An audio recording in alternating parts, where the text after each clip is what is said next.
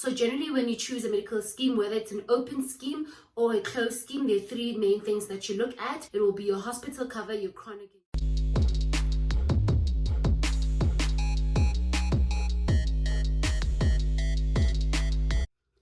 What's up, you guys? Lindy here, and welcome back to the pause area. Remember, we talk all things finance, so please do like, share, comment, and subscribe. Today's video is about medical aid, medical schemes in South Africa, because I know generally in October, November, December, that's the time where the scheme sort of launches their product. They tell you what the changes are for the following benefit year, and if you are a member of a medical scheme, either through your employer or if you're covered individually, that's the time where you sort of get to review your medical aid. And we thought, let's chat to you about the three things that you sort of need to consider, or how to understand your medical scheme. So generally when you choose a medical scheme, whether it's an open scheme or a closed scheme, there are three main things that you look at.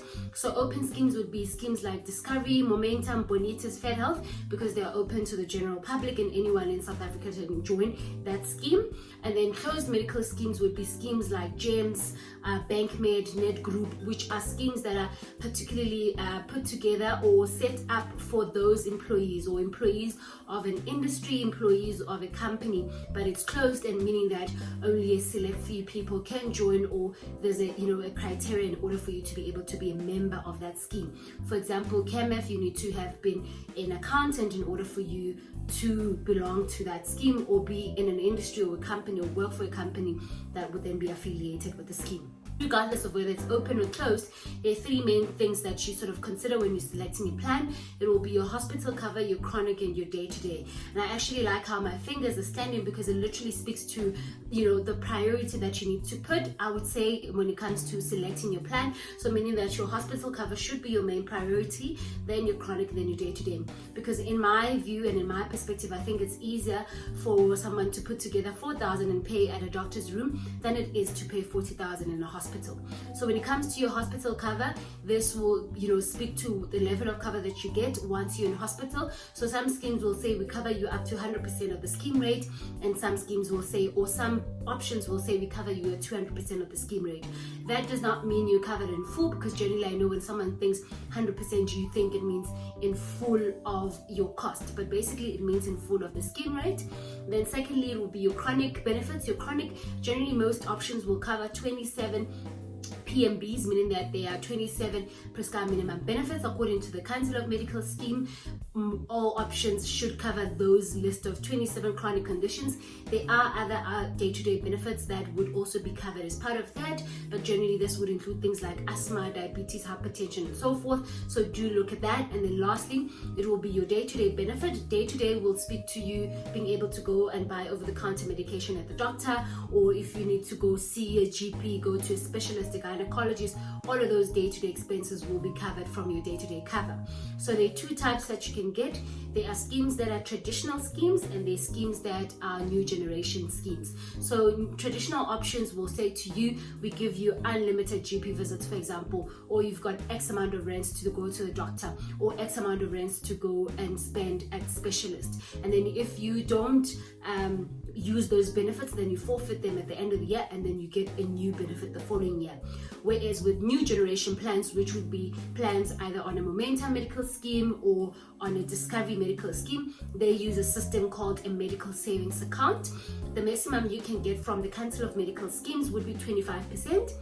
Therefore, what they say to you is, we'll give you a lump sum of money, and that's the money that you have available to spend your day-to-day expenses from. So for example, if you need to go to the doctor, buy over-the-counter medication, if they've given you a savings account of 12,000 rands, then that's what you will get as your savings for the year, and then you pay the scheme back every month as you pay your contributions.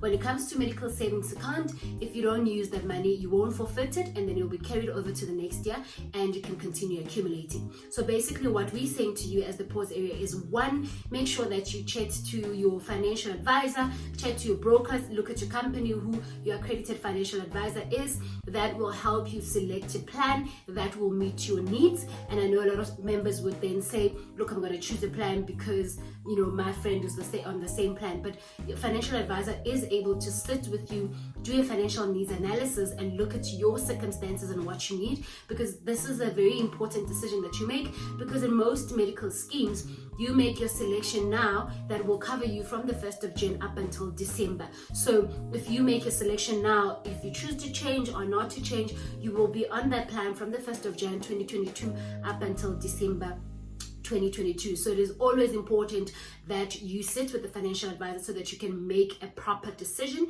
because this will then speak to how you're covered for each of those benefits that I've told you about. You will then get to understand whether your hospital cover is 100 or not, if you need to consider gap cover or if it will be sufficient for you. You can also look at whether you need to use network hospitals or not, and what are the terms and conditions of using network providers on your plan. And another important part is the fact that when you sit with the financial advisor, you can also look at your family circumstances and your financial situation and see which plan can suit your needs, because I know some people feel like if you want proper cover, then you need to take the most expensive. But the truth is you need to take the plan that meets your specific needs, and sitting with the financial advisor will be able to help you do so. And yeah, that's all we have for now when it comes to medical schemes. We'll put on some more information for you to be able to read up, but we really strongly recommend that you review your plan, because you've got this opportunity to do so once every year, and this is basically the time to do so. Thank you so much for watching another video, and we'll see you on our next episode. Thank you. Bye.